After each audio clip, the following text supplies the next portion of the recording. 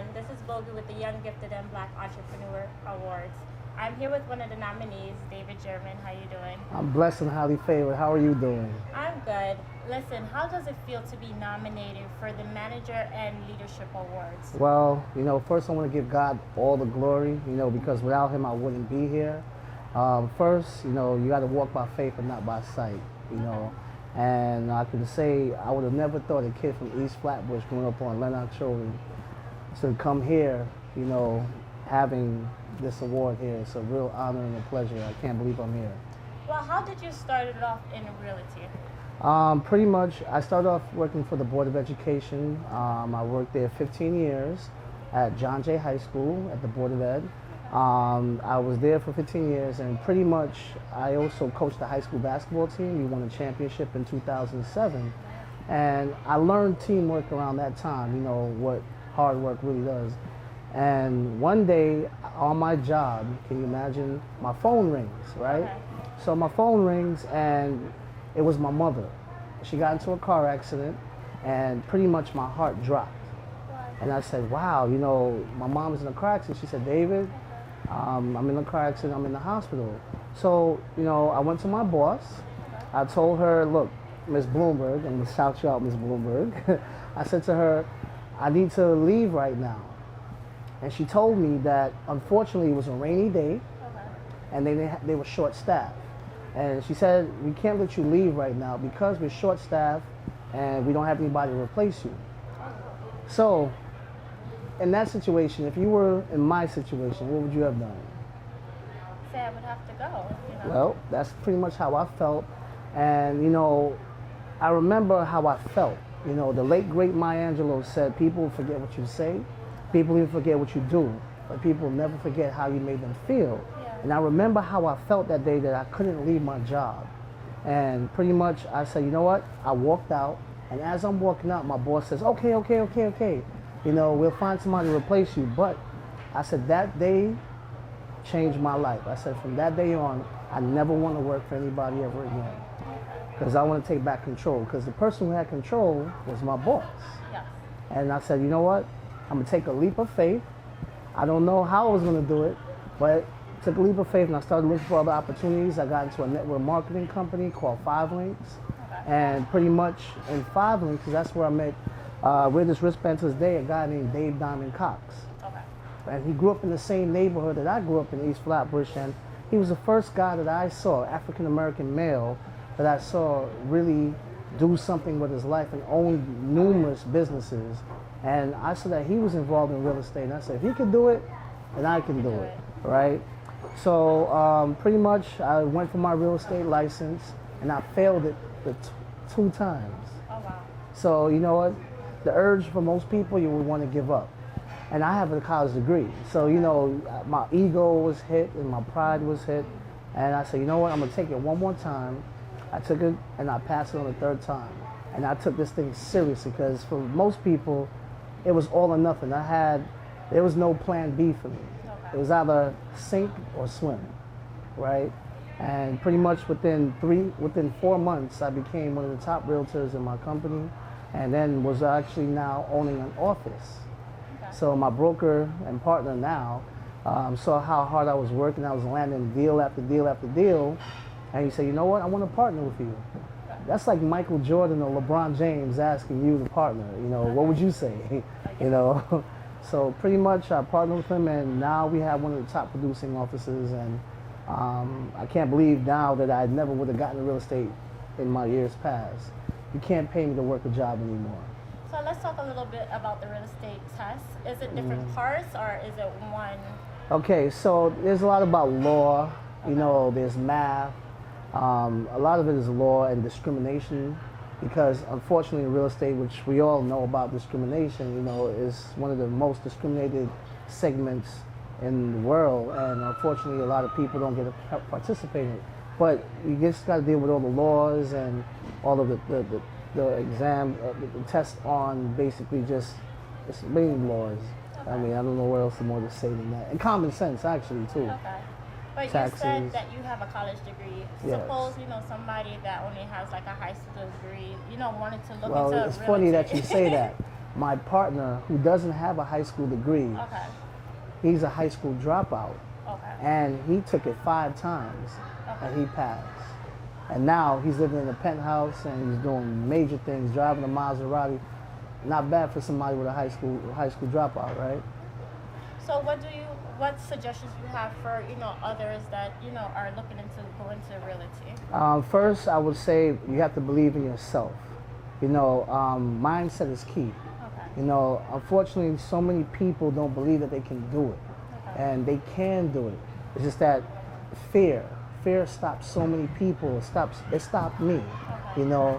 And once I was overcome my fear, because what's the opposite of fear? Faith. And you have to walk by faith and not by sight.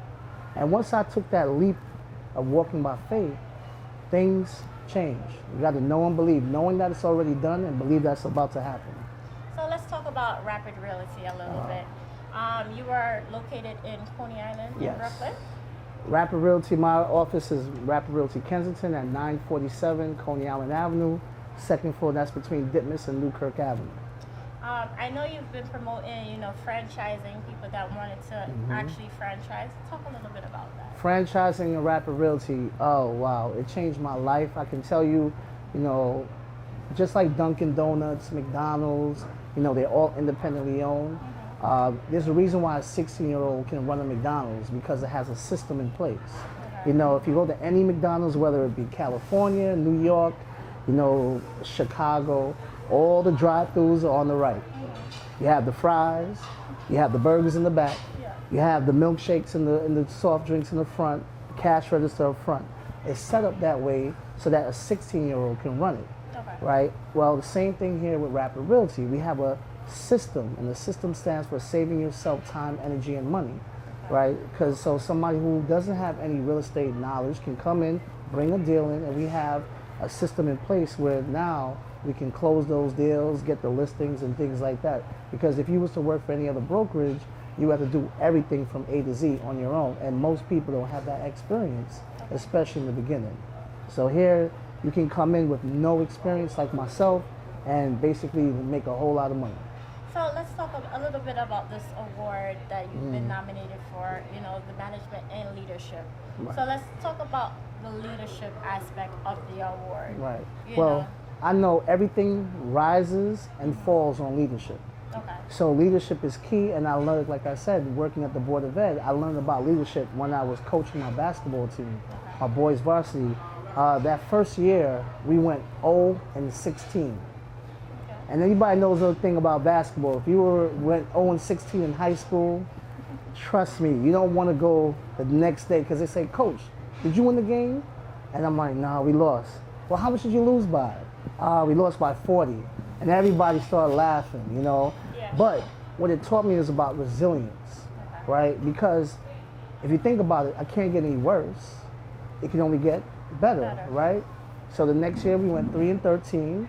Right? We lose so much because people don't understand losing and failing is part of success. And pretty much because I lost so much, I actually found out what not to do, and then I won some games. But then you never got to the point in life where you're just like, I'm sick and tired of losing, right? I got to that point. So I got to the point where I'm sick and tired, and I said, I want to find out what the winners are doing. Okay. So I humbled myself, and I went to the championship coaches and the coaches that go to the playoffs perennially every year. And I took notes, and I found out that they were doing 2 practices every day while I was only having 1. They were doing summer tournaments when I wasn't doing that. They were working out during the off season when I wasn't doing that. They were having study groups when I wasn't doing that.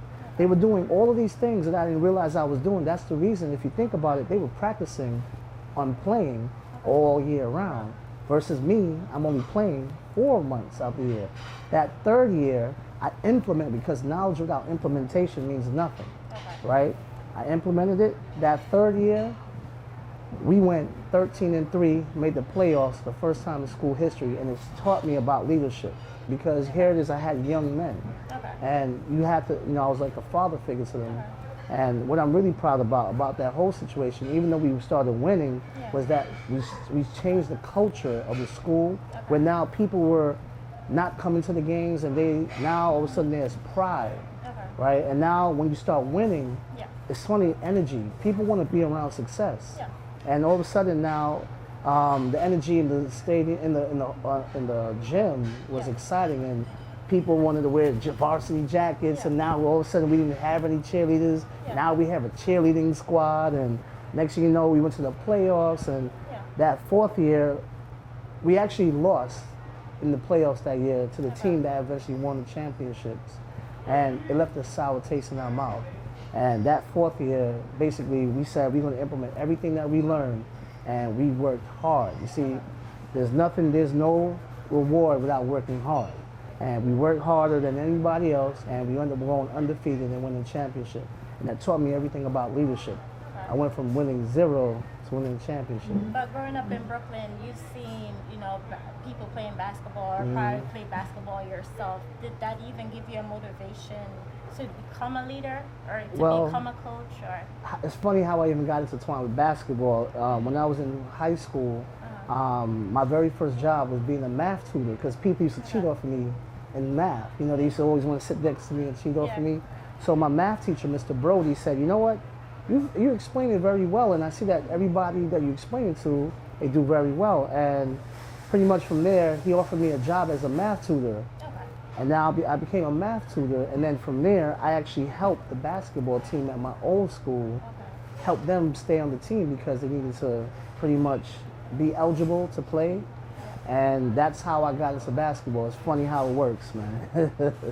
So what advantage do you feel that you have over, other people in Brooklyn, Well, I don't look at it as an advantage. Everybody here, everybody's gifted. Everybody's born with gifts, talents, and abilities. So there's nothing really special about me. The only thing that about me is that I don't take no for an answer, and I believe in myself. And you got to have faith. Too many people quit before they even hit their success mark. I remember I heard a story about 3 feet before hitting goal, and somebody was digging, and they quit, and they didn't realize that they were 3 more feet, and they would have hit goal. And there's also the water well effect. Eventually in the beginning of anything you do, you got to pump that water, and when you're pumping. In the beginning, you pumping, doing all this hard work, and you don't see any results from it. Okay. But what you don't realize is that the water below is starting to rise. And if you keep pumping, and you keep pumping, the water starts to go up, and then all of a sudden, overflow. And guess what happens? You don't have to pump as hard. And that's what happens if you don't give up. Unfortunately, we start pumping, and then we stop pumping because we don't see the fruits of our labor in the beginning. And that's not how it works. So what does this award mean to you? What this award means to me is it shows me and anybody out there that you can do anything you put your mind to. The book that changed my life is Think and Grow Rich. And I can tell you, growing up in East Flatbush, my mom grew up on welfare. I'm an immigrant. I'm a son of an immigrant. And, to see how, it's just, to see, if you would have told me 5-6 years ago that I've been sitting here talking with you and owning a business, I would have said you're lying. I didn't see that. So with that being said, we're all one idea away from becoming a millionaire. All of us. It's just believing in yourself. Use your gift, God, talents, and abilities to change the world. Be the change that you want to see in the world. And treat people how you want to be treated. Because when you treat people how you want to be treated, guess what? It reciprocates, and you win by default. Well, thank you. Thank you. Continue on the success and great work you've been doing. Thank you very much, and you too. I just want to shout out my Rapid Realty family, my partner Raymond Rico Ruiz, and you know what? I want to shout out my creator God. Thank you, Anthony Lally, Carlos. I see you guys. Rapid Realty, #1, Kensington, K-Town.